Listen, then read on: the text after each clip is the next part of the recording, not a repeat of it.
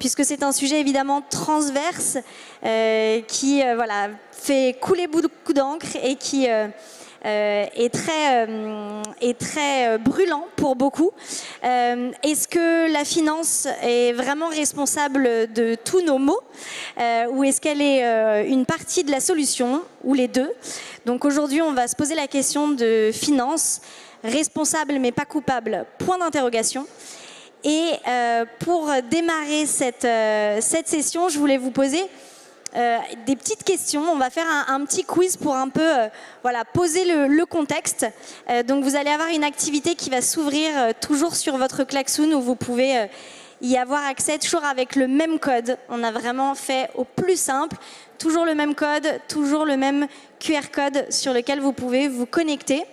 Et donc on va commencer avec un petit quiz cette fois-ci. Donc il n'y a qu'une seule bonne réponse possible.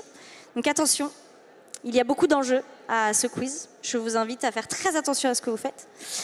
Et donc la première question que vous devez voir apparaître, je l'espère, c'est combien de pourcentage de sommes collectées par le livret de développement durable et solidaire sont redirigées vers la transition sociale et écologique?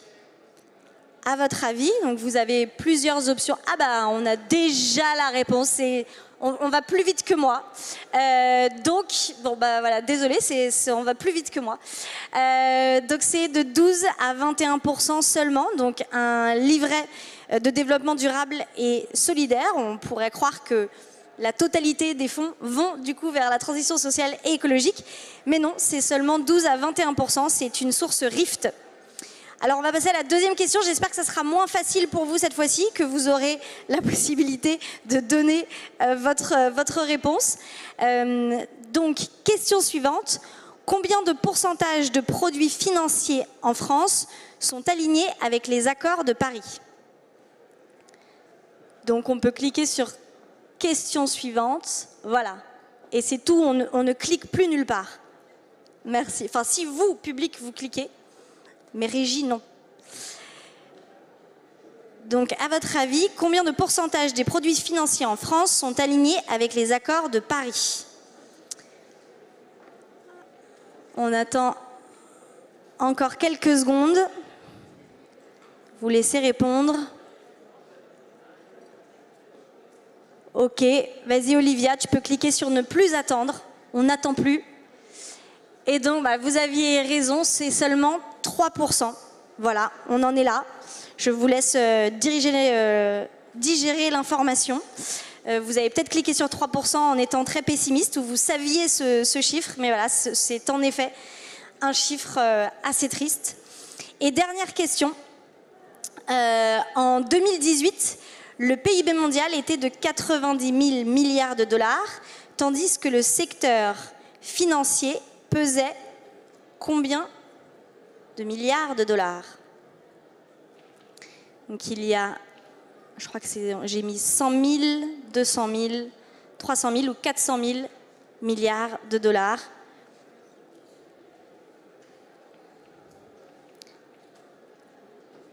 Allez, on va donner la réponse. Et donc, c'est bien 400 000 milliards de dollars, ce qui montre l'étendue de la financiarisation et de la déconnexion de l'économie réelle et de la finance. Voilà, c'est une source Patrick Artus. Bon voilà, on a posé un petit peu le contexte avec ce quiz. Je pense que vous voyez un petit peu dans ce dont on va parler pendant cette heure qui nous attend. Et donc j'ai le grand plaisir d'accueillir la modératrice et les intervenants de cette table ronde. J'appelle donc Eva Sadoun, Nicolas Hazard, Benoît Cattel, Delphine Damarzi et Cécile Duflot. Merci de les applaudir.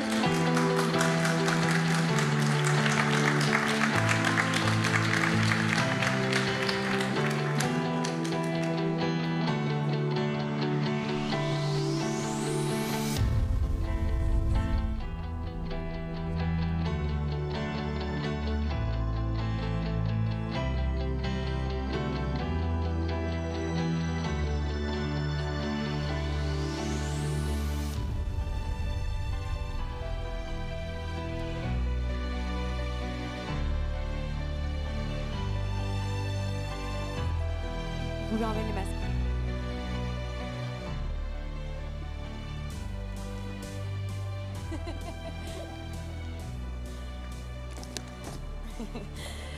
Bonjour à tous. C'est ça le positionnement qu'il fallait, Adèle, du coup? Parce qu'on m'envoie des messages sur le positionnement. Ok, super. D'accord. Bonjour à tous, merci aux intervenants. Je suis ravie de pouvoir en parler et parler de ce sujet crucial avec vous tous, qui est quand même un des leviers essentiels et un des freins essentiels de cette transition. Est-ce que vous vous souvenez d'une conférence sur la transition de l'économie sans parler de finance, sans parler de son rôle pour certains de catalyseur et pour d'autres de frein à la transition sociale et écologique de nos économies? J'ai la chance, en fait, et là je suis vraiment ravie, et c'est rare qu'on puisse avoir une table ronde qui permet d'avoir des représentants du milieu de la finance de manière aussi large. Déjà d'accueillir Delphine Damarzi, c'est bon, parfait, PDG d'Euronext Paris. Elle est diplômée de l'ENA, elle était inspectrice et inspectrice des finances. De 1996 à 2003, vous étiez chef du service du financement de l'économie au Trésor, puis travaillé de 2003 à 2006 comme conseillère du ministre des Finances. Et puis, vous avez conseillé également plusieurs ministres en tant que conseillère finance. Vous êtes aujourd'hui à la tête d'Euronext Paris depuis 2021 et intégré le directoire du groupe d'Euronext. Benoît Cattel, vous êtes directeur général du Crédit Coopératif. Petit disclosure, je suis administratrice du Crédit Coopératif, donc je préfère transmettre de manière transparente cette fonction pour pas qu'elle me soit reprochée par la suite. Mais je n'ai pas de biais, je suis neutre et capable du coup de présenter le Crédit Coopératif quand même comme la seule banque aujourd'hui vraiment de l'économie sociale et solidaire. Une banque qui a fait des choix intéressants, qui intègre le groupe BPCE en 1984. Non, vous intégrez le groupe BPCE en 1994. Vous occupez différents postes au sein notamment de la Caisse d'épargne. En 2015, vous devenez délégué général du Crédit Foncier et ensuite directeur général du Crédit Coopératif le 7 novembre 2019. Cécile Duflot, qui est la directrice générale ou déléguée générale de Oxfam, ancienne secrétaire nationale d'Europe Écologie Les Verts de 2006 à 2012. Ministre de l'égalité des territoires et du logement de 2012 à 2014, député de 2014 à 2017, et puis vous décidez d'abandonner la politique en 2018 pour prendre la direction d'Oxfam France. Nicolas Hazard, fondateur et président d'Inco, un groupe très important dans le milieu de l'impact investing, l'investissement à impact, que vous avez fondé du coup en 2011, et vous devenez en 2020 également conseiller spécial d'Ursula von Leyen à la Commission européenne en charge de l'économie sociale. Donc on pourra aborder la question de la finance sur les différentes strates, parce que s'il y a bien un secteur qui occupe les différentes strates et qui est souvent impalpable, et c'est un peu compliqué de parler de finance en tant que telle dans la mesure où l'action dans la finance peut se faire à différents niveaux. Je vais commencer bizarrement par une citation qui est: le moi devant autrui est infiniment responsable. Alors c'est un peu chelou de citer Lévinas pour parler de finance, mais l'objectif était de se dire comment est-ce qu'on redonne de la responsabilité à un secteur qui, pour beaucoup d'entre vous, j'imagine, et si on en suit les différents sondages qui se font sur ce secteur, est assez opaque, assez intermédiaire, assez machinique finalement, et tellement complexe ou présenté comme complexe, et c'est tout là tout l'enjeu, qu'il fait qu'on a un peu du mal individuellement à savoir comment on peut agir sur ce secteur. Donc l'objectif de cette table sera de faire déjà de la pédagogie, et en comprenant et en ayant l'information, c'est souvent comme ça qu'on arrive à changer la donne. Quelques quand même statistiques sur ce secteur financier pour que vous en compreniez l'enjeu. En 30 ans, la taille des actifs financiers a été multipliée par 20. Donc une période qu'on appelle la période de la financiarisation, notamment qui a démarré dans les années 90, a fait que ce secteur notamment s'est développé, parfois connecté à l'économie réelle, mais uniquement 12% de ces activités sont connectées à l'économie réelle, comme le montre le livre de Thierry Philippona, Le capital de l'abondance à l'utilité, que je vous conseille tous, mais parfois aussi de manière très intermédiaire, permettant d'entretenir un système qui peut financer l'activité économique, ou parfois qui peut financer une activité économique qui n'est pas toujours en lien avec nos enjeux écologiques et sociaux. On estime aussi parfois qu'une, enfin c'est pas moi qui le dis, c'est une approche statistique, une entreprise qui rentre en bourse peut perdre à 40% sa capacité d'innovation. L'intérêt sera de comprendre quels sont les mécanismes en jeu et comment on peut faire aussi pour que ces marchés puissent devenir un catalyseur de transition écologique et sociale. Mais sans plus attendre, je vais quand même donner la parole à nos intervenants, mais avant toute chose, je voulais juste repréciser. Parce que je vais vous faire un petit lexique pour démarrer. Et ensuite, comme ça, la table ronde sera beaucoup plus simple pour tout le monde ici. Alors, premier mot du lexique, un truc que vous entendez souvent en finance, ESG. Alors, l'ESG, c'est tous les critères extra-financiers d'un point de vue environnemental, social et de gouvernance qu'on intègre maintenant aux dynamiques d'évaluation financière. L'ISR, c'est l'investissement socialement responsable. Donc, il y a plusieurs visions de cet ISR et on en parlera avec mes intervenants. Il y a certains ISR qui excluent, d'autres qui intègrent, d'autres qui s'engagent. Donc, on fera la distinction avec mes intervenants. On a la finance impact investing. Alors, avant, on avait une définition claire. Aujourd'hui, c'est un peu plus flou. L'impact investing, c'est l'investissement à impact. Pour certains, c'est l'investissement directement dirigé vers des activités écologiquement et socialement positive. Et pour d'autres, l'impact investing, c'est tout l'investissement qui peut avoir un impact positif au sens large, si tant est qu'on trouve une définition, et c'est aussi de ça dont on va parler aujourd'hui. Et la finance verte, en France, on l'a définie à travers notamment le label Greenfin, Green Finance, qui est un label qui a été porté notamment par le ministère de la Transition écologique après la première COP, et qui a pour objectif justement de qualifier ce qui est un actif financier vert et ce qui ne l'est pas. Et pour finir, la finance solidaire, qui est une terminologie très française et qui est en lien avec l'association Finansol, qui là tente de définir toute la finance qui est directement associée à des activités sociales et écologiques positives et qui du coup se reporte sur le label Finansol. Voilà. J'ai fait ce petit lexique, c'est pas forcément hyper stimulant, mais c'était quand même pour que la conversation soit plus simple à comprendre pour tout le monde. Alors, pour commencer, j'aimerais donner la parole à Cécile Duflot pour nous dresser notamment et présenter le panorama des revendications, notamment que Oxfam porte dans le milieu financier aujourd'hui. Alors, bonjour à tous, merci beaucoup. C'est vrai que quand on parle de finance, à la fois c'est extrêmement stratégique, on l'a vu avec le petit quiz d'avant, et en même temps on a le sentiment que c'est aride. Et c'était très bien de faire ce petit lexique parce que je pense que certaines et certains d'entre vous peuvent se dire « Oula, c'est très compliqué ». Et en fait, le paradoxe de la question financière, si on veut s'intéresser aux questions de justice sociale et aux questions d'écologie, c'est que c'est réservé à un tout petit cercle. Et l'immense majorité, d'ailleurs y compris des dirigeants politiques, se disent trop compliqué, trop sérieux, trop difficile, trop technique. Alors, pourtant, que c'est extrêmement stratégique. Les principales entreprises polluantes en France, c'est pas Total, ce sont des banques. Pourquoi ? Parce que leurs choix d'investissement ont un impact qui est considérable. Aujourd'hui, ça c'est Oxfam qui a publié un rapport, les banques françaises polluent 8 fois plus, émettent 8 fois plus de gaz à effet de serre que l'ensemble de la France. Donc voilà pourquoi il faut s'intéresser à cette question. Et voilà pourquoi notre conviction première, c'est que, et on a vu beaucoup d'annonces, c'est pour ça qu'il y a beaucoup ce vocabulaire, et ça a été dit avec délicatesse, mais la finance à impact, ça devient un concept, mais on ne sait plus trop ce qu'on met dedans. Et donc en fait, le greenwashing, c'est pas seulement le fait de repeindre en vert des produits de grande consommation, ça peut aussi arriver avec des produits financiers, des choix d'investissement, alors même que c'est stratégique. Voilà pourquoi nous plaidons pour qu'il y ait une capacité de décision, une capacité collective et pas seulement des incitations ou des grands engagements. Parce que récemment, les banques, et en particulier les banques françaises, ont continué, y compris pendant la crise du Covid, à investir massivement dans les fossiles. Donc pour nous, il faut qu'il y ait une régulation des banques, une régulation publique, parce qu'elles n'y arrivent pas par elles-mêmes, malgré un certain nombre d'engagements, même si... Alors évidemment, c'est facile de parler à côté du crédit coopératif qui est en dehors de ce débat, mais même si certaines ont fait des pas importants et des pas intéressants qu'on a été d'ailleurs en capacité de saluer. Et pour ça, il faut absolument dire qu'une partie des investissements des banques ne sont plus possibles.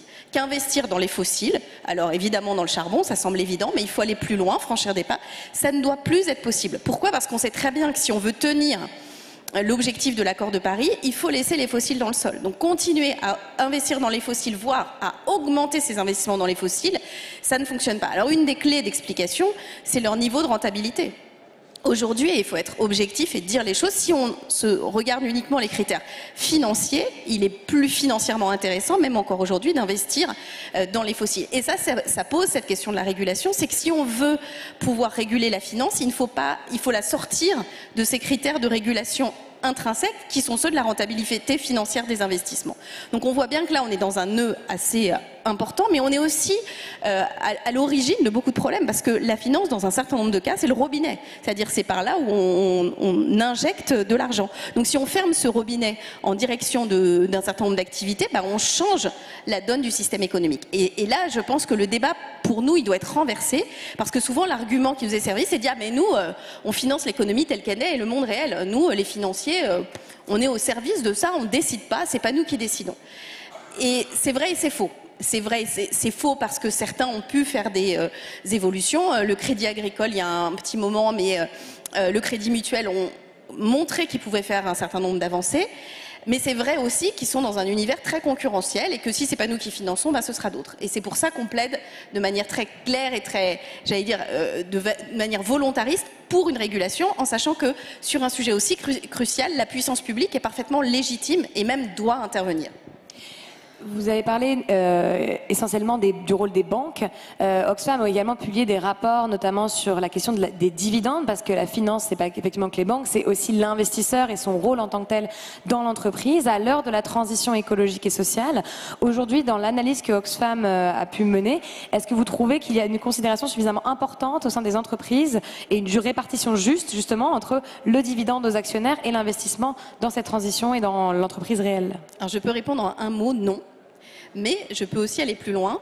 La responsabilité des actionnaires, en fait, là aussi, on touche en fait au choix d'organisation. Le cœur de la réflexion d'Oxfam, c'est de dire que la situation dans laquelle nous nous trouvons, d'aggravation des inégalités et de dégradation de notre climat et plus largement de notre environnement, c'est pas une fatalité, c'est le résultat de choix ou de non-choix politiques. Et que, effectivement, dans la période qu'on traverse, la distribution massive de dividendes au profit des actionnaires, alors même s'il y a eu quelques exceptions, y compris dans une période où tout le monde a dû faire des efforts, voire où les entreprises ont bénéficié d'argent public de façon massive, que ce soit via le chômage partiel, via les rachats d'actifs et les politiques de la Banque Centrale Européenne. On ne peut pas accepter que tout ça ne serve, comme l'a été pour une part par exemple le CICE, à distribuer davantage d'argent aux actionnaires. On pourrait parler des milliardaires de la pandémie, mais ce qui est sûr, c'est que tous les milliardaires, et y compris les milliardaires français, et notamment du fait de leur patrimoine en actions, ont vu leur fortune augmenter dans la période récente et augmenter de manière considérable. Donc là aussi, on doit pouvoir réguler les choses. Choisir par exemple de distribuer différemment les bénéfices. Pourquoi c'est intéressant? Parce que, et ça nous l'avons montré il y a 1 an et demi, si on prend les chiffres de 2018, et si on prend l'intégralité du bénéfice distribué, si on avait plafonné à 30% de ce bénéfice la distribution aux actionnaires, les 70% qui restent suffisent à financer 98% des besoins de financement de la transformation écologique de ces entreprises. Et donc c'est ça qu'il faut comprendre aussi, c'est que une des difficultés dans laquelle nous nous trouvons, c'est que tout le monde a le sentiment qu'en fait c'est trop compliqué. La transition écologique, c'est ça qu'il faudrait faire, oui, parce que le climat, ça va pas bien, ça y est, là, on a compris, mais c'est trop compliqué. C'est trop cher, il faudrait aller trop vite, et donc on continue finalement comme avant, alors qu'en fait, ces clés-là, elles sont possibles. Mais de façon plus générale, cette question du financement de l'économie, c'est aussi la question de quelle économie ? Qu'est-ce qu'on produit, pourquoi on le produit, comment on le produit, quel impact ça a sur nos sociétés. Et nous, ce que nous constatons, c'est que le système économique actuel, et notamment sa dimension financière, est un système qui est incapable de se réguler, qui concentre la rente et la richesse au profit de quelques-uns en aggravant les inégalités, dans le même temps qu'il accentue la prédation sur les milieux naturels, sur les ressources naturelles et la dégradation du climat. C'est-à-dire que c'est un système qui dysfonctionne et qui dysfonctionne de plus en plus. C'est-à-dire que plus la crise continue, et même en période de crise mondiale et planétaire comme la pandémie, le système continue dans cette dimension-là. Donc il faut absolument que les citoyens, que la démocratie et que donc l'action publique et la puissance publique se réemparent de clés de régulation. C'est la deuxième fois qu'on entend le mot prédateur en parlant des financiers. Ça me fait penser à 2-3 trucs, mais ce sera plutôt pour la fin. Ça, pour du coup, je peux dire un truc, parce que je voulais rebondir sur les propositions de tout à l'heure et le quiz, parce qu'on a donné les réponses au quiz, en disant que c'était 18 à 21% du livret d'épargne. Nous, on dit par exemple, en fait, c'est très simple, on va dire que c'est 100% de ce livret qui va aller là où son nom l'indique. Enfin, il peut y avoir des propositions finalement assez simples, parce qu'on prend acte du fait que on est fort, parce qu'on a compris que c'était même pas un quart de ce livret, dont c'est l'intitulé et la vocation, qui est consacré à l'économie sociale et solidaire. Changeons. disons c'est 100%. Et je pourrais multiplier les petits exemples, mais je vais parler trop longtemps. Mais cette vision globale, elle se traduit en éléments extrêmement concrets. D'ailleurs, si vous êtes d'accord, il y a un appel qui a été lancé sur Mediapart justement pour que le livret développement durable passe à 100% par une merveilleuse entreprise qui s'appelle Rift. Nicolas Hazard, vous êtes un des pionniers de l'investissement impact en France. Quelle vision vous avez du secteur que vous défendez versus l'émergence un peu d'un impact investing un peu mainstream? Oui, merci beaucoup. Effectivement, le temps passe assez vite et ça fait maintenant une dizaine d'années qu'on a commencé l'aventure Inco. Donc l'idée, c'était de créer le premier fonds à impact à la base qui soit libellé 100% à impact sur un concept qui n'existait pas vraiment à cette époque-là. Et donc l'idée, c'était de se dire, on va investir, on va aller plus loin que l'ESG, on en parlait, on va aller plus loin que l'ISR, donc on va aller plus loin que juste mesurer ce que font les entreprises de manière positive. On va faire un calcul global des externalités, qu'elles soient négatives ou positives. Et à partir de ce total-là, on va investir dans les boîtes qui ont un vrai impact social, environnemental net. C'est-à-dire qui permettent plus de répondre aux grands enjeux sociaux, sociétaux, environnementaux, qu'ils ne finalement ne le détruisent ou un impact négatif. Et donc on a commencé avec ça. Et donc c'est un débat qu'on a avec beaucoup, je reconnais ici pas mal d'acteurs qui ont participé là-dedans. Et effectivement, ça s'est développé, ça a grandi via la finance solidaire notamment, via les différents dispositifs. Et en France, on est très avancé, on peut être assez fier des dispositifs qu'on a, parce que notamment sur l'épargne salariale solidaire, on est en avance. Et ça, c'est des propositions qui même intéressent au niveau européen, et qui sont des choses que d'autres pays nous envient et auraient envie de développer aussi. Et donc cette finance, elle grandit, elle grandit, elle grandit. Mais finalement, on a l'impression d'être super. Effectivement, on est parti de rien globalement et l'impact, ça n'existait pas. Aujourd'hui, on entend parler d'impact partout. Mais il y a deux choses à savoir. C'est que la première, c'est qu'on est toujours très petit. On est des nains, en fait, dans l'océan de la finance. On est une goutte d'eau dans l'océan de la finance. On ne représente pas encore assez, parce qu'il faut aussi faire la preuve que ça marche, qu'on peut concilier rentabilité économique et impact social et environnemental fort. C'est ce qu'on fait au quotidien, mais c'est encore à prouver. Ça, c'est la première chose. Et le deuxième, c'est qu'aujourd'hui, on est victime, et c'est ce que disait Cécile juste avant, d'un greenwashing absolu sur l'impact qui existe aujourd'hui, qui est une des plus grosses fraudes, à mon sens, qu'on est en train de connaître. C'est-à-dire que tout le monde s'empare de ce terme-là pour en gros dire qu'ils font des choses positives, mais c'est un peu comme dans le Guépard, il faut que tout change pour que rien ne change. Et finalement, quand on regarde où va l'argent, certes, il y a des choses qui vont dans le bon sens, mais globalement, on sent qu'il y a quand même un dogme qui est encore très très fort, il y a une doxa qui est extrêmement forte sur la rentabilité, et la rentabilité au-dessus de l'impact social et environnemental. Concrètement, comment on tombe pas dans les pièges ? Alors, ça, c'est toi qui peux y répondre d'ailleurs mieux que moi, parce que c'est ce que toi tu fais.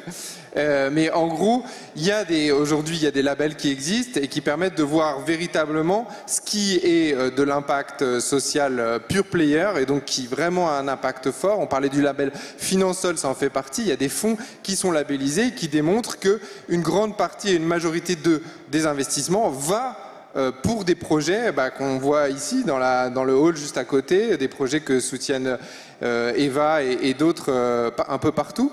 Et donc voilà. Mais après, il y a une autre chose que je voudrais dire qui, moi, me semble très importante, et je suis d'accord, il y a des banques qui font les choses bien, il y en a d'autres qui les font un peu moins bien, il y a des assureurs qui font des choses pas très correctes et d'autres qui en font un peu mieux. Et donc évidemment, on ne va pas tout mélanger. Mais je voudrais que notre secteur aussi, celui de l'économie sociale et solidaire, se regarde un peu le nombril de ce qu'ils font, etc. Parce qu'on tape beaucoup sur le secteur privé, et c'est normal, parce qu'il y a beaucoup de choses à faire.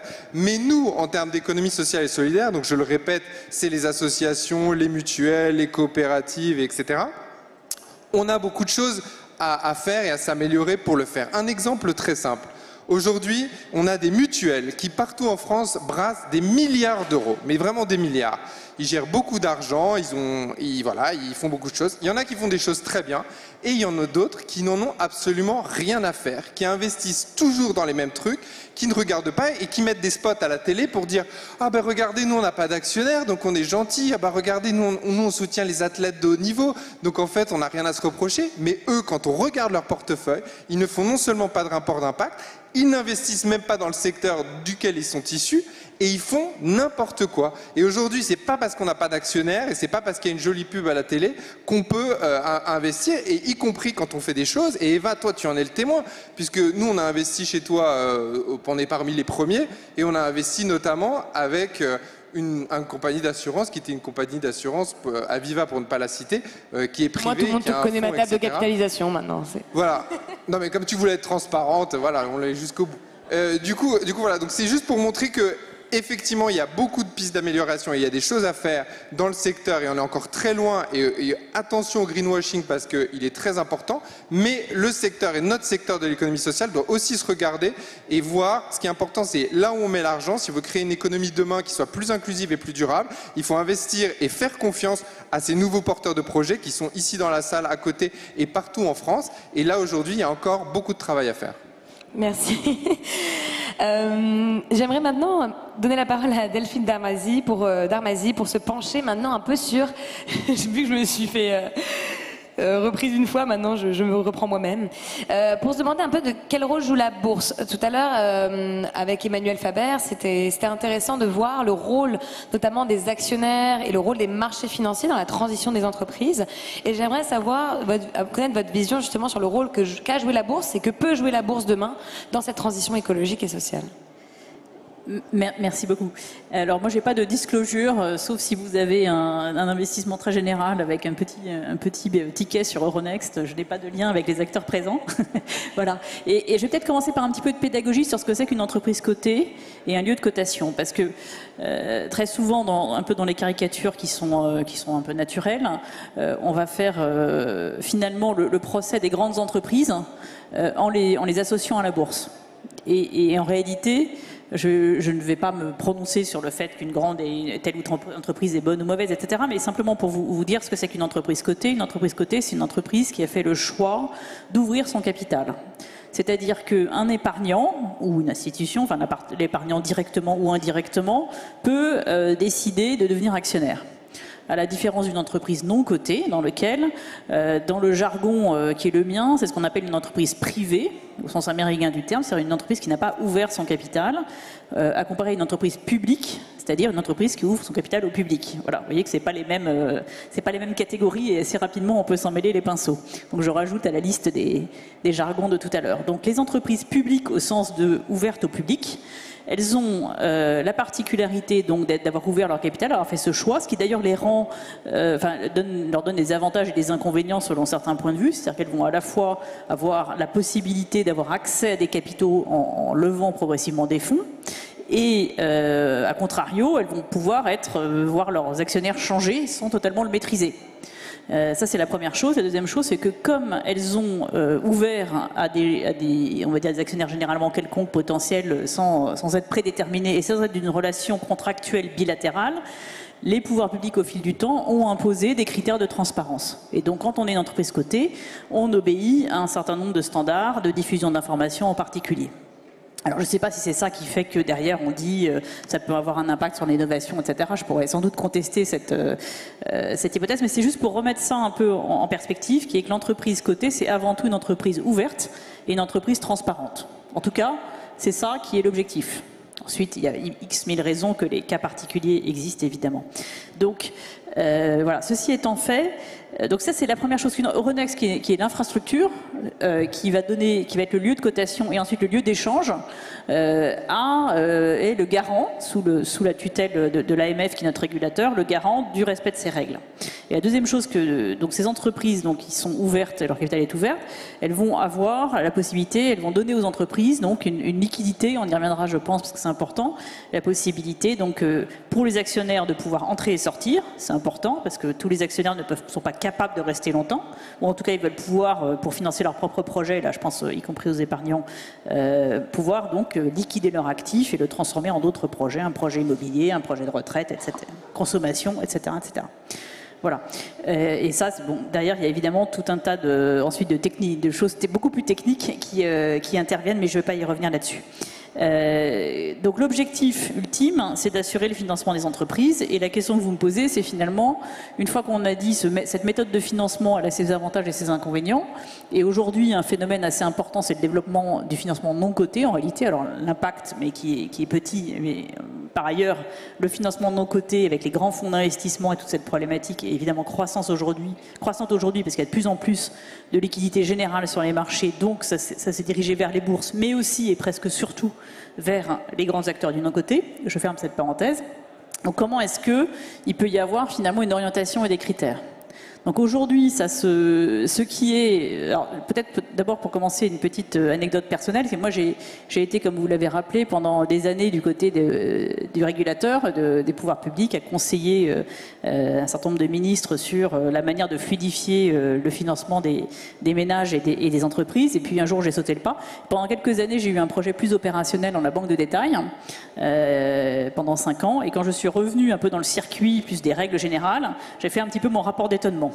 Et au sein de mon rapport d'étonnement, qui n'était pas une surprise, mais qui quand même était marquant, il y avait à quel point les sujets d'ESG et d'ISR avaient pris une place prépondérante et une technicité réelle par rapport à une première phase qui avait plus été, on va dire, aspirationnelle, intentionnelle. Donc aujourd'hui, dans les entreprises et chez les acteurs financiers, ce sont des conversations de premier plan. Est-ce qu'elles sont bien prises? Est-ce qu'elles peuvent être débattues? C'est une autre chose. Mais en tout cas, sachez que c'est vraiment totalement crucial. Et que dans les entreprises, ça n'est pas... initialement, les départements ESG étaient un petit peu latéraux. Aujourd'hui, ils sont au cœur de l'entreprise. Et notamment, ils se sont rapprochés de la fonction financière, qui est une fonction qui peut faire peur, mais qui est la fonction qui traduit l'entreprise en communication et en architecture comptable. Donc c'est stratégique du point de vue de l'entreprise, qui est en partie une abstraction. Donc il y a plusieurs manières de... Enfin, les deux sujets sur lesquels je voulais vous alerter, ou en tout cas vous dire, tenez, intéressez-vous sans doute à ça. Le premier, c'est tout ce qui va être les instruments financiers qui permettent d'orienter l'épargne vers des entreprises sélectionnées comme étant compétentes d'un point de vue ESG. Donc là, je ne suis pas dans un financement d'impact qui va être dans la catégorie non cotée plutôt ce genre de projet. Je suis vraiment dans les marchés ouverts que j'ai décrits. Et donc ça, ce sont les indices notamment qui sont sur mesure. Alors vous connaissez les grands indices généralistes. Aujourd'hui, chez nous, chez Euronext, qui avons été des pionniers en la matière, puisque le premier indice low carbone qui a été créé, il a été créé en 2008, donc vous voyez 7 ans avant la COP21, c'est assez tôt. C'était le low carbone 100, les entreprises qui respectaient des critères de low carbone. Et puis récemment, on a lancé le CAC 40 ESG, les entreprises des 60 premières capitalisations, pour simplifier, qui répondent à un niveau de critères jugé par une entreprise qui fait des cotations qui s'appelle Vigeo Eris. Et justement, donc, ça, ces instruments... Oui, pardon. Justement, en fait, sur ce CAC 40 ESG, qui est un très très bon exemple, donc là, en fait, vous allez sélectionner les entreprises qui ont la meilleure cotation ESG. Alors, selon des critères, pour l'instant, que j'imagine que vous avez définis, vu qu'il n'y a pas encore de cadre normatif, comment vous répondez notamment à tous les économistes qui ont analysé l'impact en fait de la sélection ESG, qui aujourd'hui est nul, parce que ce qui est constaté, c'est que la sélection ESG, ça veut dire de mettre dans des places financières ou dans des produits financiers des entreprises qui ont les meilleures cotations, n'a pas d'impact, parce qu'on trouvera toujours un investisseur pour investir dans la boîte qu'on n'a pas sélectionnée. Par contre, ce qui démontre avoir le plus d'impact aujourd'hui, c'est plutôt les politiques d'engagement actionnarial, qui sont des politiques d'investissement dans lesquelles, en fait, au-delà de juste choisir de y aller ou pas y aller, on va agir pour transformer l'entreprise. Donc ça c'est pas moi qui le dis, clairement, c'est toutes les études, notamment une de 2 Degrees Investing qui est sortie il y a pas très longtemps, qui montre que la seule manière d'avoir de l'impact, c'est ou investir dans un projet vert directement ou un projet social, ou faire de l'engagement actionnarial, c'est-à-dire, par exemple, je vais à l'AG de Total, et puis je décide que Total aligne sa stratégie avec un scénario 1,5 degré, pour être un peu... Alors, il y a deux, on pourrait répondre, il faudrait un speech entier, je crois. Mais je couvre ce que j'allais dire en répondant à la première question, qui est la manière. Enfin, l'autre point d'attention, c'est que en fait, on se fonde sur des standards. Et aujourd'hui, c'est vrai, les standards, ils sont balbutiants. Il faut le reconnaître. C'est en train de se faire. Alors, dans la liste des acronymes, vous nous avez épargné CSRD et CSDR, pardon, oui, même moi je me mélange les pinceaux, et CFRDR, qui sont les deux référentiels, l'un pour les entreprises, l'autre pour le secteur financier, qui normalise en fait ce qui va être considéré comme ESG. Alors et ça c'est essentiel, donc côté indice, c'est une des logiques. Ça consiste à dire, finalement, on est dans un contrat qui est des gens qui veulent avoir un investissement liquide et ils veulent néanmoins avoir de l'ESG, donc ils vont dans un certain univers d'entreprise prendre les meilleurs. Vous allez me dire, ça ne veut pas dire qu'on va sélectionner les entreprises toutes généralement meilleures, quelle que soit leur taille. Mais ça dépend des stratégies et des besoins d'investissement. Il faut quand même respecter, on va peut-être y venir aussi, l'intention des personnes, parce qu'elles vont avoir des besoins en termes d'allocation de leur épargne qui répondent à leurs propres besoins dans leur cycle de vie. Le deuxième point, ce que vous dites, c'est finalement, est-ce qu'il n'est pas plus efficace d'être actif ? Parce que ma première catégorie, elle va plutôt, comment est-ce qu'elle a un impact ? Elle a un impact parce que les indices sont utilisés par des gérants qui les suivent. Et ça, c'est plutôt ce qu'on appelle la gestion passive. Voilà. Et donc l'actif, ensuite, c'est le choix de l'actionnaire qui va sélectionner, d'une part, sélectionner son investissement, et deuxièmement, intervenir de manière active, lorsqu'il le peut, dans les entreprises ouvertes. Et là, je rebondis sur mon point, qui est de dire, disons-nous aussi, on critique ceux chez qui on peut intervenir, et en fait, on laisse un peu de côté ceux chez qui on ne peut pas intervenir. Ça fait partie des... savoir si le lampadaire est allumé. Donc chez nous, effectivement, le lampadaire est très allumé. Tant mieux, ça nous améliore. Voilà. C'est tout à fait vrai, et on continuera de l'allumer. Est-ce que c'est clair pour tout le monde, ce qu'on est en train de se raconter ? Parce que c'est vrai qu'on prend jamais le temps de demander ça à la salle, et là sur ce sujet-là, je pense que c'est important. Merci, ça fait beaucoup de pédagogie. Je voudrais maintenant passer, je vais revenir ensuite sur les sujets taxonomie, parce que ce dont a parlé Delphine Damarzi, c'est très important. Et d'ailleurs, c'est en train de se décider aujourd'hui. Et on entend d'ailleurs qu'il y a un combat entre l'Europe sur la définition de ces critères et les US, sur lequel en fait on n'a pas nécessairement toujours la même vision de ce qu'est un impact écologique, de ce qui est vertueux pour une entreprise, etc. Et on espère qu'on ne se fera pas avoir comme sur d'autres normes financières, sur l'extra-financier, et qu'on arrivera à défendre aussi un modèle européen et qu'on gagnera une forme de souveraineté sur ces indicateurs. Chose étant dite, j'aimerais me tourner maintenant vers Benoît Cattel, parce qu'on a beaucoup parlé des banques au début. Comment vous prenez notamment les positions des ONG, vous en tant que banque alternative, est-ce que vous pensez qu'une banque zéro carbone est vraiment possible ? Bonjour, alors je ne vais pas répondre oui ou non. Je vais plutôt donner une trajectoire, et une trajectoire que je connais un peu mieux que les autres, qui est celle de l'établissement dans laquelle je travaille. Alors, je vais faire ma minute pédagogique. La mienne est la suivante, c'est bon, dans le crédit coopératif, il y a plusieurs activités, mais l'activité principale, historique, c'est celle de prêter de l'argent.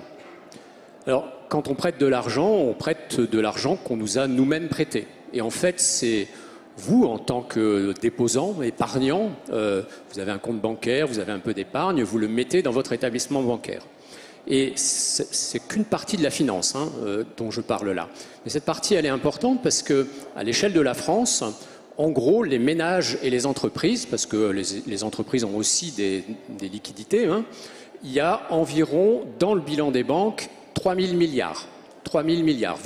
Nous avons déposé dans nos banques 3 000 milliards. Et les banques en font quelque chose, évidemment. Et le marché du crédit en France, je parle du marché des entreprises et du marché des particuliers, vous et moi, crédit immobilier, crédit consommation, crédit aux entreprises, ça tombe bien, c'est quasiment le même montant, 3 000 milliards. Je fais une remarque là, c'est que 3 000 milliards, c'est déjà supérieur au PIB de la France. Le PIB de la France, c'est 2 milliards 100 ou 2 milliards 200, enfin je n'ai pas tous les chiffres comme ça par cœur. Donc, de manière, je parle que du territoire français, de manière spontanée, l'accumulation de richesses d'un pays peut faire que les dépôts dans les banques soient supérieurs au montant du PIB. Et que les crédits, parce que l'économie en a besoin, parce que vous habitez, vous avez acheté vos logements, je parle que de la partie crédit encore une fois, eh bien, elle est aussi supérieure au montant du PIB. Deuxième point, pour l'établissement que je connais mieux. Moi, j'ai fait 15 milliards de crédits. C'est pas moi tout seul, c'est beaucoup de collaborateurs qui sont très performants. Ils ont fait 15 milliards de crédits. À vous, au monde de l'économie sociale qui nous tient à cœur, aussi à vous en tant que particulier, des crédits immobiliers. Le gros de notre portefeuille, c'est l'économie sociale, parce qu'on a choisi. Et on voit là que les banques ont une première responsabilité. En fait, elles en ont deux. Elles en ont une en tant qu'entreprise, parce qu'on est des entreprises comme vous, dans l'univers entrepreneurial de l'économie sociale, bah, vous faites avec vos collaborateurs, vous avez une trace carbone. Hein, donc on doit travailler, on est responsable de notre trace carbone. Donc on y travaille. Hein. Et alors là, si on ne le faisait pas, on serait responsable et coupable. Hein, c'est le titre, hein, voilà. Et puis on en a une qui est un peu différente de la majorité des activités. C'est pour ça qu'on met la finance au centre. C'est parce que comme elle joue un rôle d'intermédiaire, on dit bah, ce rôle d'intermédiaire, elle ne doit pas le faire n'importe comment. Et moi, là, je parle des prêts. Donc quand je fais un prêt, évidemment, je dois m'intéresser. J'ai la responsabilité de m'intéresser à ce qu'il va servir, ce qu'il va servir. Alors, voilà, puis historiquement, et donc c'est possible de le faire, hein, le Crédit Coopératif a dit, nous, on ne finance pas le pétrole, on ne finance pas le gaz, on ne finance pas le charbon. Par contre, on finance le biologique, on finance, quand on fait de l'énergie, on ne fait que du renouvelable. Mais on fait aussi du social. Hein. Ce sont des choix, j'allais dire, de stratégie, de politique de banque. Donc, ce qui a été fait à l'échelle des 15 milliards que je représente, je pense que ça existe ailleurs hein, d'ailleurs, hein, ça peut avoir plus d'importance. Donc cette vision sectorielle, c'est un peu le b.a.-ba, j'allais dire, de la responsabilité qui peut, si elle ne se fait pas bien, devenir une culpabilité. Mais ce que l'on pense aujourd'hui, et avec la façon dont les choses évoluent, c'est que ça ne peut pas être suffisant. C'est-à-dire, je parle de mon établissement. Hein. Une raison assez simple, c'est parce que bon, le sujet paraît un peu compliqué, la réalité, c'est pas pour ça qu'il faut rien faire, mais la réalité est un petit peu compliquée aussi. Par exemple très simple, je finance des maisons, enfin des associations qui sont dans le handicap, qui ont besoin de locaux. Donc quand je les finance parce qu'ils ont besoin de locaux, en fait, je suis dans le financement du social. Et c'est ma vocation, j'en suis très fier, ça permet de faire des tas de choses que vous connaissez mieux que moi et qui servent la société. En même temps, les associations n'ont pas toujours de gros moyens. Et l'immeuble qu'elles viennent d'acquérir, c'est une passoire thermique. Donc au même moment, j'ai fait un crédit qui a une vocation sociale très positive et qui aura une empreinte négative. Et ce paradoxe-là, ça veut dire plusieurs choses. La première chose, c'est que les images des stocks ne doivent pas nous obnubiler. Ce qui compte, c'est les flux qu'on va produire. Moi, je produis 3 milliards de crédits tous les ans. 3 milliards. J'ai quand même le temps de faire des bêtises et d'être coupable et de faire des trucs qui sont plutôt bien, quoi. Hein. Donc, c'est comment ces 3 milliards-là, je fais en sorte qu'elles aient le meilleur des impacts. Et le meilleur des impacts, c'est un chemin. C'est pas une vision absolue. C'est pas de dire, bah, je ne finance pas ça. Au contraire, je ne finance que ça. C'est aussi dire, bah, oui, je dois accompagner un certain nombre de clients. Je fais aussi des PME hein, qui sont dans l'industrie. L'industrie, en général, c'est plutôt polluant. Le premier jour, c'est toujours un peu polluant. Hein, et comment on fait les choses? Et quand je dis ça, ça veut dire qu'on doit, à ce moment-là, rentrer dans une mesure. Et que dans la relation que j'ai avec vous, et moi, je ne travaille pas avec des grands groupes. Hein. En fait, c'est des petites entreprises, des petites associations. Vous n'avez pas toujours les moyens d'avoir un spécialiste de la mesure du carbone de vos activités. Hein, donc ce que on se dit quand même, il va falloir le faire ensemble. Tous ceux qui reçoivent du crédit vont devoir dire, bah voilà, mon crédit va me servir à bonifier parce qu'on est tous des acteurs de la transition. Et si on est tous des acteurs de la transition, il faut qu'on mesure notre impact positif. Et on rejoint la notion d'impact qui n'est pas une notion d'impact un peu pipeau, mais qui consiste à dire ça se mesure. Et si ça se mesure, il faut qu'il y ait des règles, qu'il y ait des normes qui soient les mêmes partout et qui soient, comment dire, contrôlables. Et quand on commence à raisonner comme ça, sur le papier ça marche très bien, dans la pratique, si vous venez me voir pour que je vous donne un crédit, je vais d'abord regarder si vous allez me le rembourser. Je ne me cache pas derrière mon petit doigt. Hein, enfin, comme ce n'est pas mon argent et que je dois le rendre à l'épargnant, vous avez compris, bah, je vais quand même m'assurer que vous allez me rembourser. Et comme souvent dans le monde de l'univers de je suis très long, hein, c'est ça? Oui. Bon, alors je vais raccourcir. Bref, si on n'arrive pas à se fixer des modalités de calcul qui soient indépendants des banques elles-mêmes, mais qui soient les mêmes pour toutes les banques, parce que sinon on introduit de la dissymétrie concurrentielle. si on n'a pas des évaluateurs externes, si chacun d'entre nous, tous les acteurs économiques qui reçoivent, je parle du crédit, ne font pas l'effort de donner leurs données, et finalement d'être aussi transparentes, si tant est que, hein, mais je veux dire à l'image des efforts de transparence qui sont faits, en fait on n'arrivera pas à notre objectif. Du coup, ça m'intéresse, j'ai des données. Je vais juste faire un petit test dans la salle. Qui a un compte courant? Qui a un livret A ou LDDS Qui sait où va son livret A ou son LDDS? Parce que vous avez Rift. Pas seulement, parce que, non, je plaisante. parce que vous regardez aussi l'argent que vous avez mis au Crédit Coop. Il y a une traçabilité qui est... C'est possible, et LNF et peut-être d'autres banques comme ça. Mais il y a quelque chose de très vrai dans ce que a dit Delphine Damarzi, c'est que effectivement, c'est bien un sujet sur le secteur coté, c'est que c'est public. Par contre, c'est vrai que l'activité bancaire, c'est devenu l'activité bancaire, pour le coup, est extrêmement opaque et surtout est soutenue en matière d'opacité par la réglementation qui aujourd'hui quand même fait que quand on est un épargnant, c'est impossible d'avoir la clé de répartition de son livret A ou son LDDS, notamment quand la partie notamment qui est placée dans la banque, parce qu'il y a une politique notamment de confidentialité sur la politique de crédit qui n'est pas nécessairement celle des marchés financiers. Enfin, voilà. Comment on s'y retrouve pour que l'épargnant, en fait, ma question surtout, c'est comment on fait pour que l'épargnant, finalement, soit acteur de cette transition et n'ait pas l'impression, comme parfois il le ressent dans le milieu politique, que les décisions sont prises pour lui. Comment on fait? Enfin, bon, j'ai plusieurs sujets. Un petit point sur la réglementation. La réglementation bancaire. Hein. Au niveau de l'Europe, les choses sont quand même en train d'évoluer très sérieusement. C'est-à-dire qu'aujourd'hui, les préoccupations... Alors, c'est que le climat. Par contre, on devrait parler du social, si on a le temps. Hein. Mais sur le climat, le régulateur européen est en train de légiférer. La façon dont il légifère, c'est de dire vous devez restituer des informations. Mais l'étape suivante est très proche et à mon avis elle sera plus rapide qu'on ne le croit, c'est de dire si vous êtes sur tel secteur ou telle activité et ou telle donnée qui est restituée par l'emprunteur, vous devez mettre pour une banque des fonds propres supplémentaires. Mettre des fonds propres pour une banque supplémentaire c'est l'horreur, hein, parce que ça veut dire qu'il faut avoir beaucoup plus de capital et évidemment plus on a de capital pour le même résultat économique, plus la rentabilité est faible. Donc, mais on y va tout droit. Et c'est très bien. Moi, j'y suis favorable. C'est-à-dire que l'incitation doit être une incitation réglementaire, à condition qu'elle soit égale entre les acteurs, hein, que ce soit les mêmes règles partout.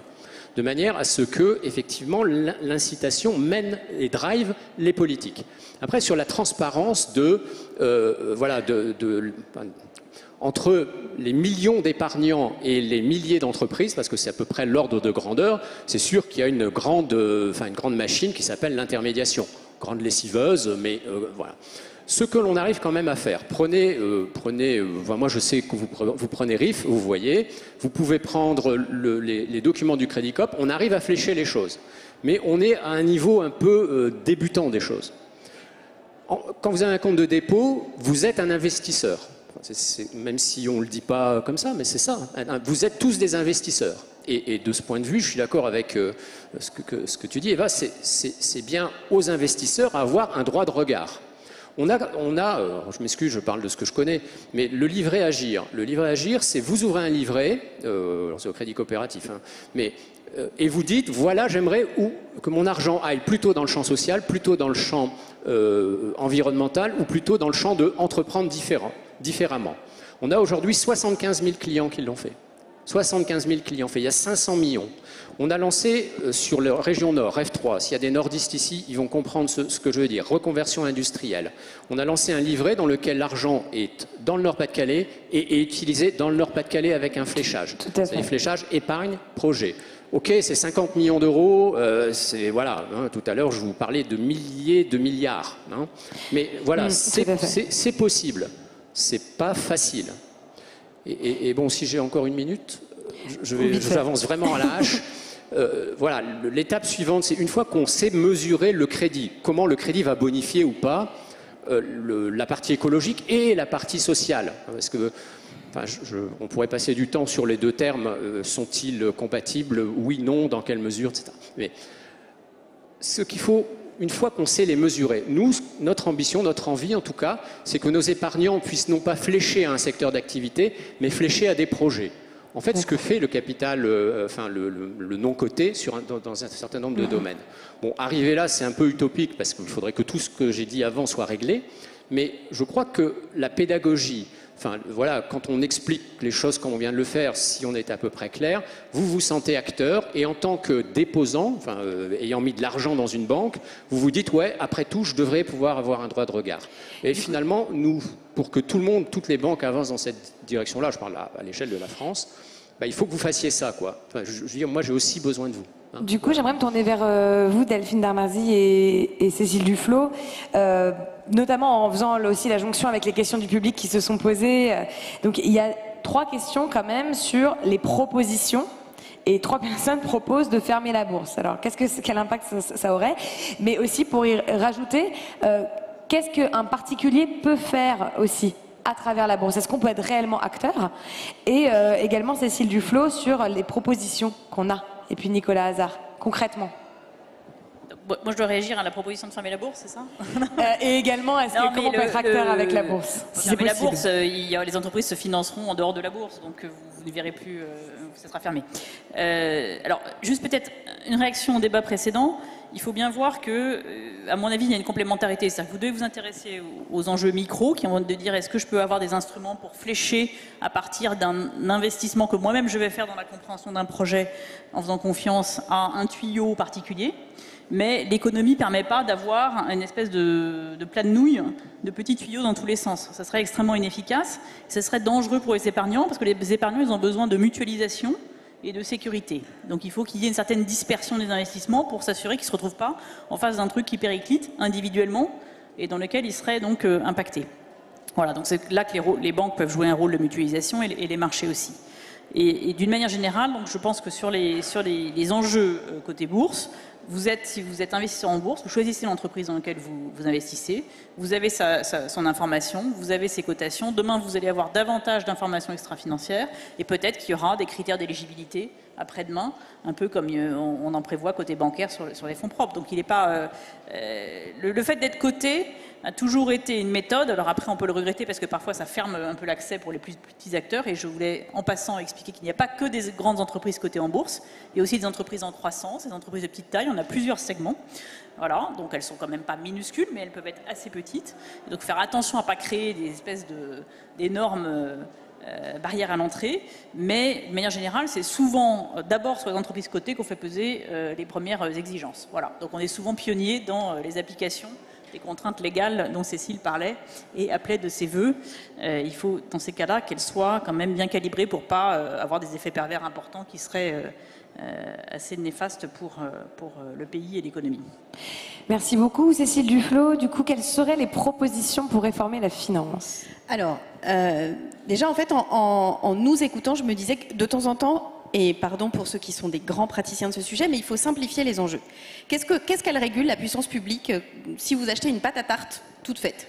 Vous savez, en achetant cette pâte à tarte, sans regarder la composition, que vous n'allez pas vous empoisonner. On n'a pas le droit de vendre du poison. Donc aujourd'hui, c'est pas normal que les banques françaises continuent d'investir dans le gaz de schiste, par exemple, ou dans le pétrole de schiste. On n'en a pas besoin pour la transition, c'est pas vrai. Donc on devrait interdire les investissements poison. Voilà, déjà pour commencer. C'est pour ça que la régulation, ça peut être là. Et sur la transparence, je voudrais juste dire à Delphine Darmazy qu'on a un petit problème, c'est que la moitié des entreprises du CAC 40 ne publient pas l'intégralité de leur bilan carbone. Donc c'est quand même un peu problématique parce que c'est mon deuxième aspect de la pâte à tarte. Ensuite, on peut regarder la composition.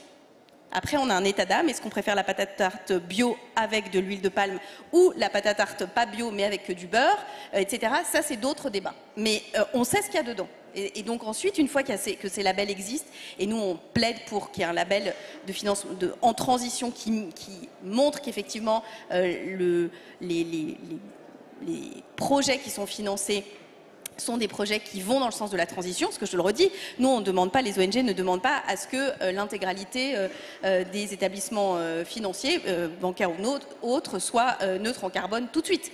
On dit qu'on doit avoir un scénario d'ici 2040-2050, mais qu'il soit vérifiable. Parce que le problème, c'est que, et on le voit d'ailleurs, on l'a vu, y compris dans les lois, dans la loi de transition énergétique, on a des scénarios qui sont très positifs à l'horizon 2050, mais rien qui est fait d'ici là. Et on sait très bien que les émissions s'additionnent. Donc il faut qu'ils soient vérifiables.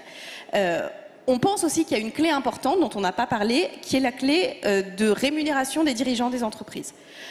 Aujourd'hui, la part liée aux critères ESG ou aux critères climat est très très très faible, voire cosmétique, alors que la part qui, de fait, lie les intérêts des actionnaires et les intérêts du PDG ou de l'équipe dirigeante est très forte. Donc du coup, il y a une sorte de course à l'échalote et de pacte un peu faustien entre une partie des actionnaires, voire les actionnaires, parce qu'il y a aussi des actionnaires activistes qui veulent essayer d'influer sur la décision stratégique des entreprises, et les dirigeants, dans une logique qui valorise la rentabilité à très court terme. Parce que tout ce qui dysfonctionne aussi, c'est cette logique court-termiste.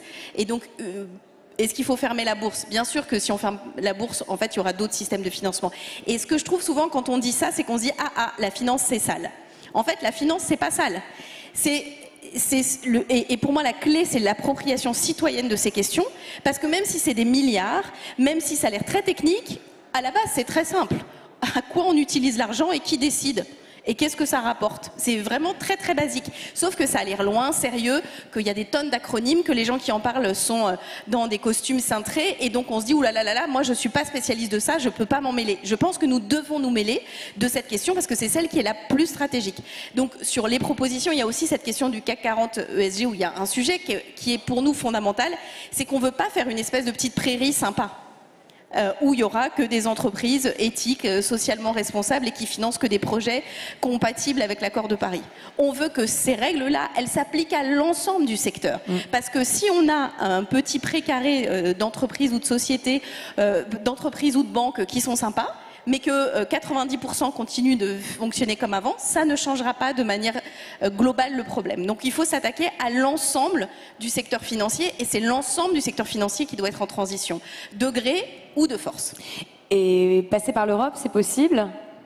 Nicolas Hazard ? Oui, merci. C'est possible. Juste pour rebondir là-dessus, moi je voudrais juste dire quelque chose, parce que effectivement, au point de vue au niveau européen, on est tous en train de se dire ah ben voilà, il faut la transition écologique, on y va. Alors je suis pas du tout en train de dire qu'il la faut pas. Bien évidemment, il la faut. Il faut changer, il faut arrêter les énergies fossiles, il faut faire disparaître tout ça, il faut le changement. Pour moi, la clé de tout ça, c'est la mesure de l'impact. On l'a dit, mais je le répète encore et toujours.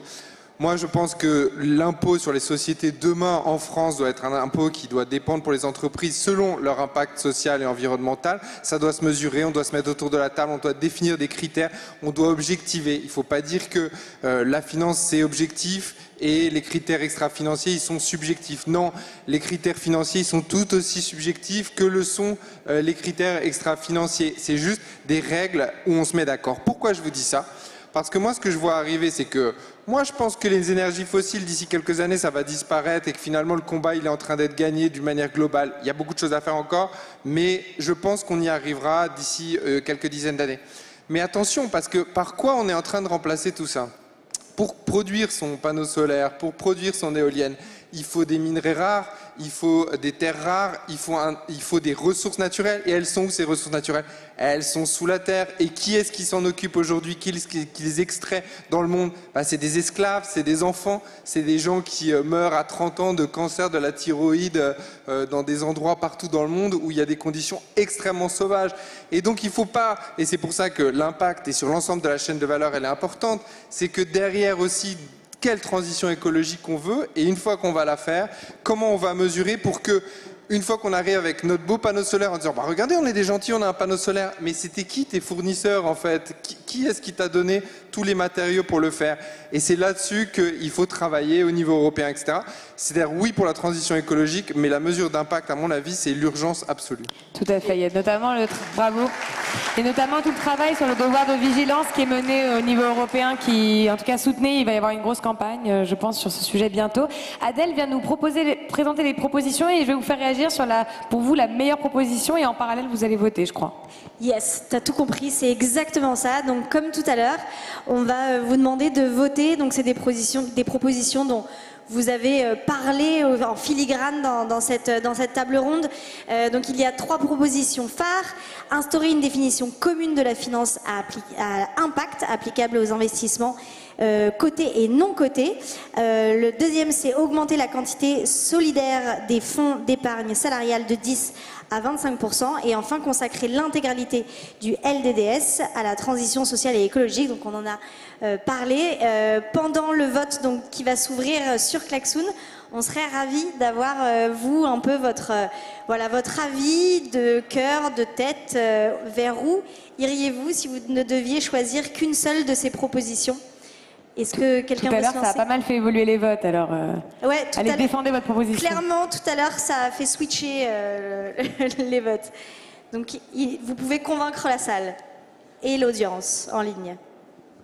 Alors moi, on ne se refait pas. J'ai un atavisme qui se méfie des orientations fiscales parce que je trouve que c'est un peu des pousses au crime et souvent ça crée d'énormes biais.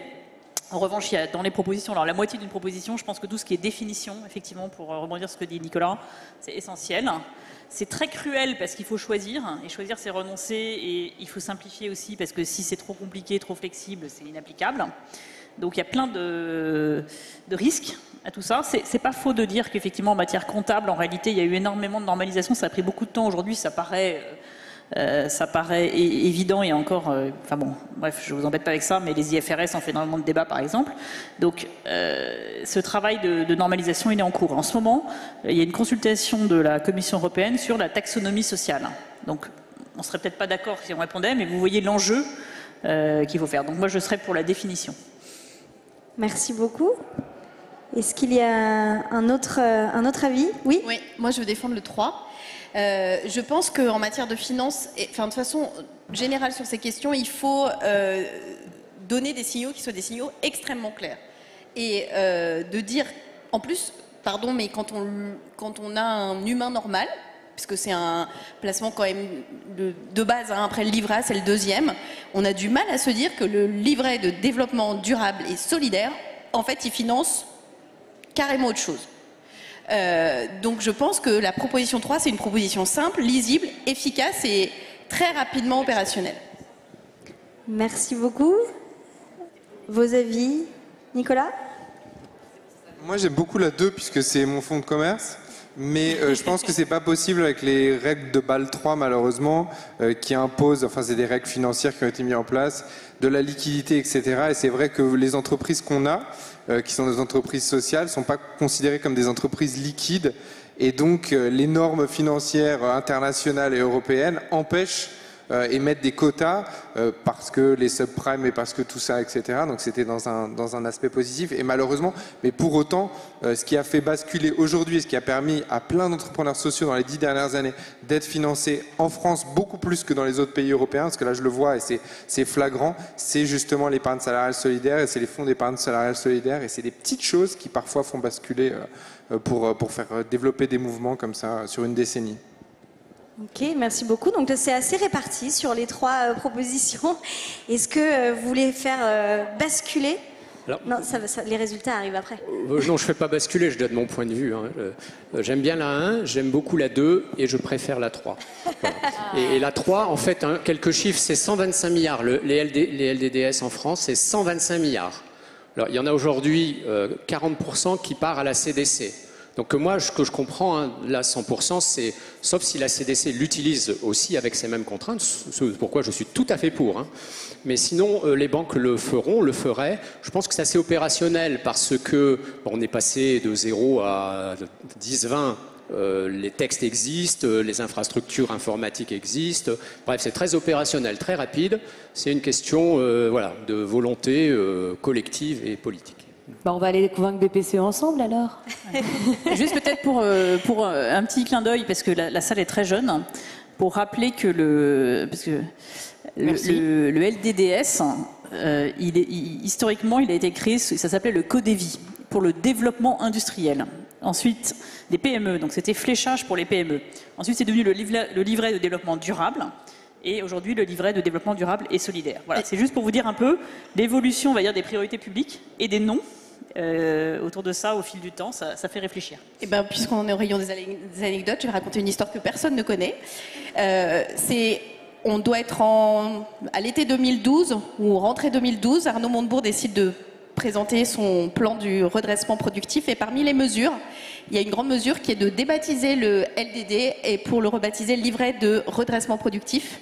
Et j'ai dit que le symbole me paraissait quand même bizarre et donc il porte toujours ce nom, mais il aurait pu s'appeler le livret pour le redressement productif. On est passé pas loin. Pas loin. Eh bien, Et donc c'est bien la proposition qui a reçu le plus de votes. C'est bien celle-là qui a reçu. Bon, après, Nicolas Hazin, du coup, vous avez fait disparaître complètement. Parce on était à 15 et c'est parti à 0. C'est pas impossible, hein, c'est pas vrai. Hein, parce que dans la loi Pacte, ils ont remis des dispositions permettant d'augmenter la part de non-coté dans les produits liquides.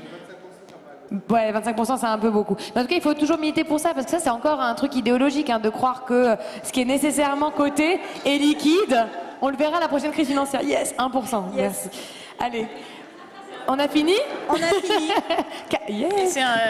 Les gens ont plusieurs droits de vote en fait, c'est ça? Comment? Les gens ont plusieurs droits de vote Non, en fait. il y en a, je sais pas, il y en a qui sont réveillés là. Ils peuvent changer, vous voyez, si les Anglais pouvaient faire Il y a ça sur des le Brexit, diesels dans la peut-être salle, que il y en a ça... qui- Voilà. En fait, l'économie sociale et solidaire, c'est un autre espace-temps. C'est ça. Peut-être On a changer droit à d'univers. l'erreur, pour pas reprendre Amel Bent. Bon, merci. Merci beaucoup à tous. Merci Eva. Merci. On prend à nouveau quelques minutes de pause et on va aller sur la toute dernière session de cette journée avec un débat parlementaire. Voilà. Donc restez avec nous pour cette toute dernière étape. On se retrouve dans moins de 10 minutes. Merci.